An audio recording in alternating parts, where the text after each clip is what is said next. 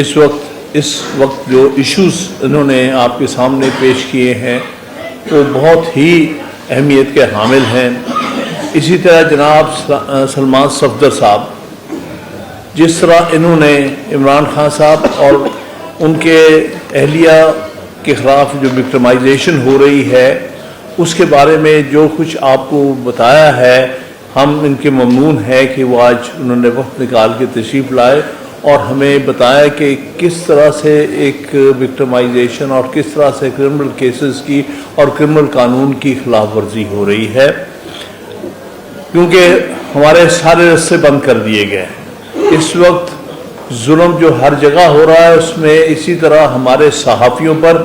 ہمارے میڈیا پر انتہا کا ظلم ہو رہا ہے، جس کے نتیجے میں کوئی خبر جو جنون خبر ہے وہ باہر نہیں لگتی،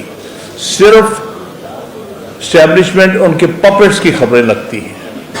جو وہ جھوٹ بولتے ہیں اور کھلم کھلا جھوٹ بولتے ہیں۔ سلمان صفدر صاحب کی جو رپورٹ تھی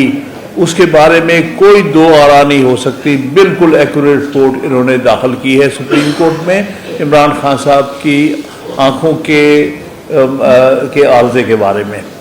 اور اس کے بعد طرح طرح کی اسی رپورٹ کے اوپر غلط بیانیاں ہونی شروع ہو گئی ہیں۔ ایک ان کا وزیر یہ جو کہتا ہے کہ نہیں اس میں تو انہوں نے کچھ بھی نہیں کہا،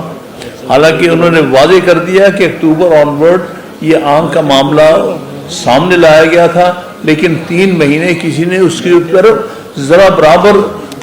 جو ہے دھیان نہیں دیا۔ نتیجہ کیا ہوا؟ وہ دائیں آنکھ کی 85% بینائی کھو بیٹھے ہیں۔ یعنی اس سے بڑی کرمنل نیگلیجنس دنیا میں ہو نہیں سکتی کہ ایک پولیٹیکل پرزنر کو آپ 4 مہینے اس کی بیماری کو اگنور کریں، اور یہ ان کی فنڈامنٹل رائٹس کی خلاف ورزی کی گئی۔ اب دوسرے معاملات جو یہاں پر ہمارے صدور نے آپ کے سامنے رکھے ہیں اور جناب پاکستان بار کونسل کے ہمارے نمائندے چوہان صاحب نے رکھے ہیں، وہ بڑی اہمیت کے حامل ہے، کیونکہ کراچی بار ایسوسی ایشن جو کہ ایک بہت ہی بہادر اور پاکستان کی ایک لیڈنگ بار ایسوسی ایشن میں سے ایک ہے، ان کا جو صدر ہے پچھلے 2 سال وہ منتخب ہوتا رہا، اس دفعہ پھر ان کو پتا تھا، یہ جو پاکستان بار کونسل میں ان کے سہولت کار ہیں اسٹیبلشمنٹ کے اور اس کی پپٹ حکومت کے، ان کو پتا تھا کہ یہ پھر الیکشن میں یہی ہوگا، یہ عامر وراش بڑی اکثریت سے جیتے گا۔ انہوں نے اس لیے ایک اپنے کسی خاص بندے سے کینڈیڈیٹ سے ایک درخواست 2 دن پہلے دلوائی اور اگلے دن 1 دن پہلے پوسٹ پون کر دیے بغیر کسی جواز کے کہ یہ بھی ضروریات پوری نہیں ہوئی ہیں۔ اس لیے اس وقت جو ساری کوشش اسٹیبلشمنٹ کر رہی ہے اور ان کے جو یہاں پر ایجنٹ ہمارے باڈیز میں گھس گئے ہیں کہ کسی نہ کس طرح سے ہم نے عدالتی نظام کو تو تباہ کر دیا ہے، ختم کر دیا ہے۔ جس طرح سلمان صفدر صاحب نے کہا اسلام آباد ہائی کورٹ نام کی کوئی چیز ایگزسٹ نہیں کر رہی اس وقت، وہ صرف وہاں پر ایک ڈوگر راج ہے اور کچھ چیز نہیں ہے وہاں پر۔ اسی طرح سے اب ان کا جو ہم جو ہیں وہ ان کی نظر میں سب سے بڑے جو ہیں مخالف ہیں، اور انہوں نے فیصلہ کر لیا ہے کہ عدالتی نظام تباہ کرنے کے بعد ہم وکالتی نظام تباہ کریں گے۔ ہم نے ملک میں جمہوریت کا جنازہ نکال دیا، ہم نے عدلیہ ایک غیر جمہوری امینڈمنٹس لا کے پاکستان میں عدالتی نظام کو اور انصاف کے نظام کو ختم کر دیا۔ اب یہ ہے کہ ایک ہی انڈیپینڈنٹ طبقہ سارے پاکستان میں موجود ہے جو جرأت رکھتا ہے اور کھل کے بات کرتا ہے، جن کے الیکشنز میں عام وکیل اپنا سوچ کا ایکسپریشن دیتا ہے۔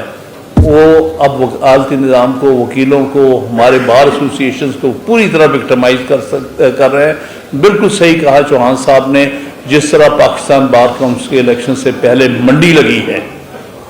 اور ان کے ایجنٹوں نے وہ منڈی لگائی، اور جو کچھ ہم نے سامنے آیا کہ جو لوگ ہمارے ٹکٹ پہ الیکٹ ہوئے تھے ان کو کس طرح سے ڈرا دھمکا لالچ دے کے ان کے ووٹ حاصل کیے گئے ہیں، اور جعلی اکثریت بنائی گئی ہے پاکستان بار کونسل میں۔ وہ ہارے ہوئے تھے لیکن یہ غیر جمہوری عمل کے ساتھ کیا گیا۔ یہی کچھ پنجاب بار کونسل میں کیا گیا، یہی کچھ سندھ بار کونسل میں کیا گیا، बहरहाल मैं ये खराज तहसीन पेश करता हूँ KP के बार काउंसिल को और बलूचिस्तान बार काउंसिल के, वो आज भी बिल्कुल इंडिपेंडेंट तौर पे खड़े हैं और वो इनके इन्फ्लुएंस में नहीं आए। तो कहने का मतलब ये है कि हमारे नुमाइंदगार ने बिल्कुल सही बात कही है। हमारे लिए एक बहुत बड़ा लम्हा फ़िक्रिया है कि हम, एक तो ये है कि हम हमारे बार एसोसिएशंस की जमहूरियत को बचाएं। ये हमारे लिए बहुत ही अहम चीज़ है और ये मुल्क के लिए बहुत अहम चीज़ है। कोई ना कोई एक आवाज़ खड़ी हमेशा रहनी चाहिए वकला की तरफ से, और हमेशा रही है। हमारी मूवमेंट्स चलती रही, हमने हर डिक्टेटर के खिलाफ मूवमेंट चलाई। वो अयूब खान था, वो ज़ियाउल हक था, वो मुशर्रफ था, या अब जो डिक्टेटर है, दिखाने को वो डिक्टेटर नहीं पीछे हटा हुआ है और सिविलियन फेसेस सामने किया, लेकिन ये बदतरीन डिक्टेटरशिप हम देख रहे हैं इस मुल्क में। ये सिर्फ चंद सहूलतकार है, चंद उनके एजेंट हैं, चंद उनके पपेट्स हैं जो उनके इशारों पर नाच के आपके सामने दिखा रहे हैं।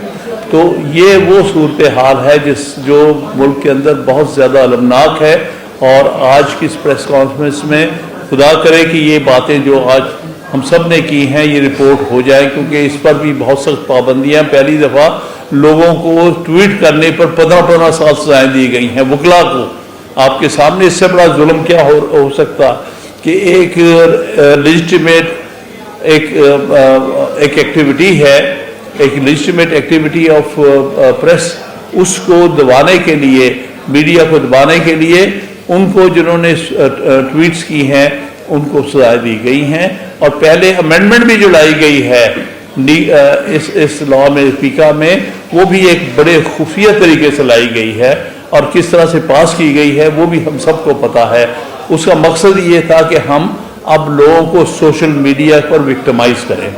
एक सिर्फ सोशल मीडिया रह गया था जिसके ज़रिए हम अपना आप को एक्सप्रेस कर सकते हैं, अपनी बात आगे ले जा सकते हैं। अब उसको किल करने के लिए इन्होंने ये जो पीका अमेंडमेंट की है, और उसके बाद जिस तरह से इन्होंने हमारे 2 वकला के ऊपर सजाएं दी गई हैं उस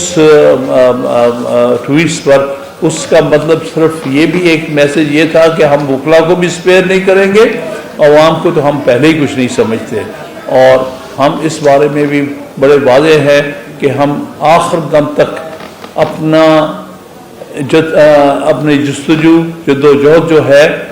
इस मुल्क में जमहूरियत लाने के लिए, वापस इस मुल्क में रूल ऑफ लॉ लाने के लिए, आइन की वापस आइन को अपनी असली शक्ल में लाने के लिए, 26 और 27वीं तरमीम की लानत पाक करने के लिए हम अपनी जद्दोजहद इंशाअल्लाह ताला आखिरी दम तक जारी रखेंगे। आप सबका बहुत बहुत शुक्रिया। 3 साल से